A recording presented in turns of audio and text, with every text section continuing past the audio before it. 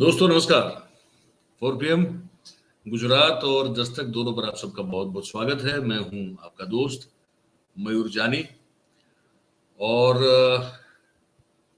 भाई आप खबर बताना शुरू करें उससे पहले सबसे एक गुजारिश है, अभी से अगर शेयर कर दे वीडियो की लिंक को तो फिर ज्यादा से ज्यादा लोग तक हम पहुंच पाएंगे। अब देखिए, एक ऐसी खबर है जो हम टाल रहे थे। एक्चुअली हम चाहते थे कि नहीं इसको टच करना है, क्योंकि हम सच बताएं तो हमको जो है ना ये बड़ा रुचिकर नहीं लगता है कि हम ऐसी खबर पे बात करें। लेकिन अब जब इतनी बढ़ गई खबर, उस बात ने इतना तूल पकड़ लिया, तो न चाहते हो भी, क्योंकि हम खबरों की दुनिया से ताल्लुक रखते हैं और हमारा काम है कि हम आप तक वो सब खबरें पहुंचाएं जो बहुत चर्चित हो चुकी है या हो सकती है या बहुत महत्वपूर्ण हो सकती है। तो वो फिर हमारा काम है, तो काम से तो हम बेईमानी कर नहीं सकते। तो ना चाहते हो भी इस खबर पर हम बात कर रहे हैं आज। वो खबर है एक बाबा की ही खबर। एक बाबा जो बहुत यंग है, बहुत जवान है, मतलब अभी शायद उन्होंने 25-30 साल के आसपास की उम्र होगी उनकी। मध्य प्रदेश में उनका एक वो वहां उनका वो मंदिर है हनुमान जी का, और बागेश्वर धाम से वो प्रसिद्ध हैं। अब जैसे बोल दिया तो अब समझ गए सब, धीरेन्द्र शास्त्री जी की बात कर रहे हैं हम। अब ये हो गया है कि गुजरात में बाबा जो है उनका आगमन होने वाला है, 29-30 को है। सूरत में भी है, अहमदाबाद भी आने वाले हैं, राजकोट में भी उनका प्रोग्राम है, और बताया जा रहा है कि बड़ौदा में भी उनका प्रोग्राम हो सकता है। वो जो दिव्य दरबार वो जो लगाते हैं ना, वो आपने सबने देखा होगा। वो वो आते हैं लोग अपनी अपनी तकलीफें, अपने दुख, अपनी समस्याओं को लेकर। और बाबा जो है वो पहले से ही जो है किसी व्यक्ति को बुलाते हैं तो पहले चिट्ठी में लिख के रख लेते हैं कि तुमको ये तकलीफ है, तुमको फलां तकलीफ है, तुमको ये है ना। कई बार ये भी देखा गया है उनके वीडियोस में कि वो भूत पलीत या प्रेत पिशाच जो होता है उनको भी जो है दूर कर देते हैं। ये सब भी हम वीडियो में देखते हैं। अब ये इस पर हम इसलिए बात नहीं करते क्योंकि ये अब लोगों की श्रद्धा का विषय है। अब कोई इसको मानता है तो उनकी मर्जी है, अब नहीं मानता है तो उनकी मर्जी है, वो सबका अपना अपना होता है। और पर क्योंकि अब ये पॉलिटिकल बन गया मामला, इनकी जो ये जो धीरेन्द्र शास्त्री जी हैं, इनकी ये जो गुजरात का जो इनका प्रवास है, उस प्रवास का बड़ी मुखरता से जो है कांग्रेस के द्वारा जो है विरोध किया जा रहा है, और गुजरात कांग्रेस के द्वारा बड़ी बड़ी तीखी प्रतिक्रियाएं आ रही है, जो अनलाइकली है। मतलब कांग्रेस से ये उम्मीद मैं तो कम से कम नहीं रखता था कि इतना तीखा स्टैंड, इतना स्ट्रॉन्ग स्टैंड ले सकती है, क्योंकि कांग्रेस ऐसे सब मामलों में हमेशा डरी डरी सी, सहमी सहमी सी रहती है। और मुझे अब लगता है कि शायद कर्नाटक के चुनाव में जो अप्रत्याशित जीत मिली है, तो अब सीना चौड़ा हो गया सबका, कांग्रेस का। तो सब जो है उसको अब इसको बीजेपी का प्रोपेगेंडा बता रहे हैं।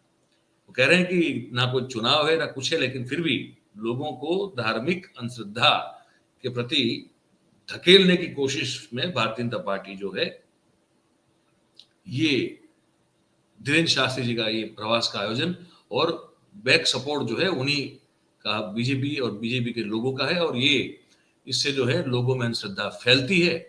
वो विशेष रूप से उस दिव्य दरबार में जो गतिविधियां होती है, उस गतिविधियों की बात करते हुए सभी नेताओं ने, चाहे फिर वो जगदीश चावड़ा हो जो कि गुजरात कांग्रेस के प्रदेश अध्यक्ष हैं, या फिर अमित चावड़ा हो, जगदीश ठाकुर हो, या अमित चावड़ा हो जो कि विधानसभा में कांग्रेस के नेता हैं, और सीजे चावड़ा जो विधायक भी हैं और बहुत एजुकेटेड और लर्नेड व्यक्ति हैं, या फिर अर्जुन मोढवाडिया जो कि विधायक है भी और पूर्व विपक्ष नेता, विपक्ष और पूर्व प्रदेश अध्यक्ष रह चुके हैं।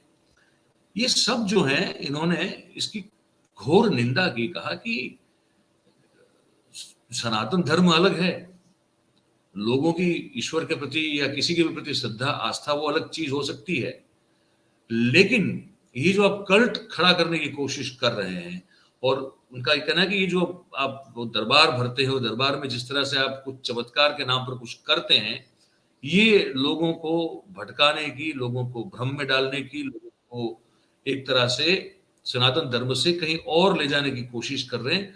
और ये काम बीजेपी कर रही है, बीजेपी को ये नहीं करना चाहिए, ये इनकी दलील है। आम आदमी पार्टी के जो गोपाल इटालिया, उन्होंने भी बिल्कुल एक बड़ा स्ट्रॉन्ग पॉइंट लिया उसके खिलाफ और कहा कि ये सब जो है वो ये धर्म के नाम पर ततिंग जो होता है, वो जो टकोसले होते हैं वो नहीं होना चाहिए। धर्म एक बहुत ही शुद्ध और अलग चीज है। ये सब गोपाल इटालिया और ये बाकी सब नेताओं का कहना है। अब बीजेपी ने इसको पकड़ लिया हुआ है। तो अब वो बीजेपी के फिर वो चाहे भरत बोगरा हो जो प्रदेश के उपाध्यक्ष हैं, या सी आर पाटिल जो प्रदेश के अध्यक्ष हैं, और बहुत सारे लोग जो है वो मैदान में कूद पड़े हैं अभी। तो अब भरत बोगरा ने भी जो है कुछ कहा है, हम आपको बता दें। तो उन्होंने कहा कि भाई बाबा जो है ये धीरेन्द्र शास्त्री जी, वो बागेश्वर धाम का वो उनके वो करता है और वो सनातन धर्म के प्रचारक हैं, ठीक है, और इसीलिए उनका राजकोट में स्वागत है। और सनातन धर्म की बात को अंधश्रद्धा के साथ कंपेयर करना ठीक बात नहीं है, ये भरत बोगरा कह रहे हैं, ठीक है। और फिर कहा कि कांग्रेस का तो है ही ऐसा कि हर गांव में जिनका मंदिर होता ही होता है, वैसे भगवान राम जो है उसको लेकर भी बहुत सारे सवाल कांग्रेस उठा चुकी है। तो कांग्रेस को तो सनातन धर्म का विरोध करने की आदत पड़ चुकी है। ये अब ये पूंछ जो है उठा ली है इस सवाल की भरत बोगरा और भारतीय जनता पार्टी ने, और कह रहे हैं कि कांग्रेस को तो वो हर चीज पीली दिखती है, तो पीलिया हो गया उसको। तो अब कांग्रेस की एक वो बात जो है किसी एक नेता की पकड़ के कहा कि जब कोरोना का टाइम था तो कांग्रेस के कुछ लोगों ने तो वैक्सीन लेने से मना कर दिया था। तो नहीं, मतलब कांग्रेस ने जब कुछ लोगों ने वैक्सीन लेने से मना कर दिया तो कांग्रेस ने उनका विरोध क्यों नहीं किया? कुछ अजीब सी दलील भी भरत बोगरा कर रहे हैं।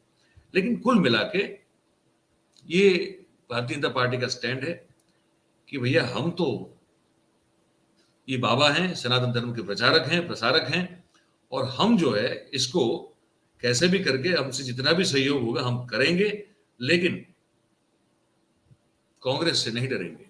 तो और कुछ और भी इंटरेस्टिंग जो कुछ बयान अगर हो तो मैं आपको बता दूं। ये इसलिए है क्योंकि देखिए मेरा व्यक्तिगत पक्ष इसमें कुछ नहीं है।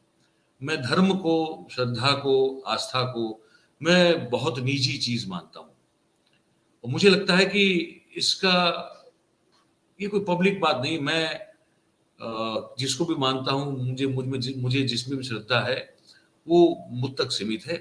कोई इसको माने, कोई इसको न माने, वो उनकी मर्जी है, वो उनका भी स्वागत है। तो ये बड़ा निजी मामला होता है। अब इसको इतना पब्लिक जब कर दिया जाता है तो बड़ा अजीब सा लगता है। और ये फिर इस तरह के जितने भी हमारे यहाँ बाबा लोग हैं जो सभाएं गैदरिंग करते हैं, पब्लिक गैदरिंग होती है, फिर बहुत सारी ऐसी चीजें होती है जो लॉजिक के परे होती है। पर क्योंकि लॉजिक के परे भी बहुत सारी चीजें हमने अनुभव की है तो वहां भी एक कंफ्यूजन है। पर एक चीज है, हम एक चीज में बड़े अपना अगर व्यक्तिगत बात कर रहे हैं तो ये है कि हम अंधश्रद्धा में बिल्कुल यकीन नहीं करते, और किसी को भी नहीं करना चाहिए। और कल्ट फिगर होना या कल्ट फॉलोइंग किसी का होना, इस बात को भी मैं खुद जो व्यक्तिगत तौर पे मैं इसमें ना यकीन करता हूं, और ना मैं इसकी कोई कभी जो है अपील भी कभी किसी को करता हूं कि किसी को फॉलो कीजिए। फॉलो करना है तो अपने आप को अंदर जो आपके अंदर जो बैठा हुआ सत्व है, उस सत्व को अगर वो सो रहा है तो उसको जगाइए और उसको फॉलो कीजिए। अगर उसको फॉलो करेंगे तो आपको जीवन में किसी जो मनुष्य रूपधारी व्यक्ति है इसको फॉलो करने की जरूरत नहीं पड़ेगी। आपके अंदर की चेतना जो है वही आपको हर चीज जो है दिखा पाएगी, हर चीज की राह आपको दिखा पाएगी। अंदर की चेतना को जगाने की कोशिश कीजिए। तो मैं ये चीज को मानता हूं। तो मेरे लिए तो ये सब बहुत बेतुकी की बातें हो जाती है, लेकिन अब ये है तो है। तो जैसे मैंने कहा कांग्रेस भी है, कांग्रेस लगी हुई है इस मामले में विरोध करने में। भारतीय जनता पार्टी बाबा की जय जयकार करने में लगी हुई है। अब कहा जा रहा है कि देवी दरबार हर जगह पे किया जाएगा, लाखों की तादाद में लोग आएंगे।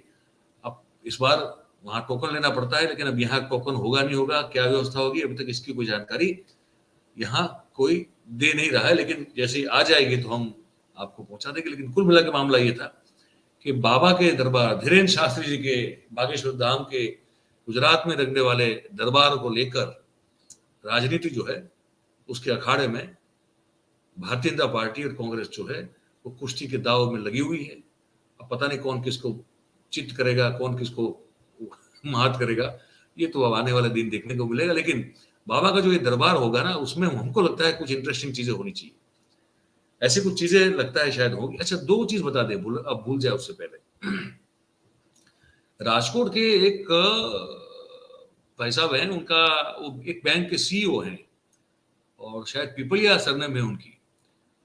उन्होंने बड़ी एक चैलेंज दे दी है कि अगर बाबा, अगर अंतर्यामी है बाबा, अगर सब कुछ जानते हैं, तो बाबा ये बता दे कि राजकोट में इतना सारा ड्रग्स जो आ रहा है वो कहाँ से आ रहा है, कैसे आ रहा है, कौन ला रहा है, और उसका नाम दे दे ताकि पुलिस पकड़ ले इसको।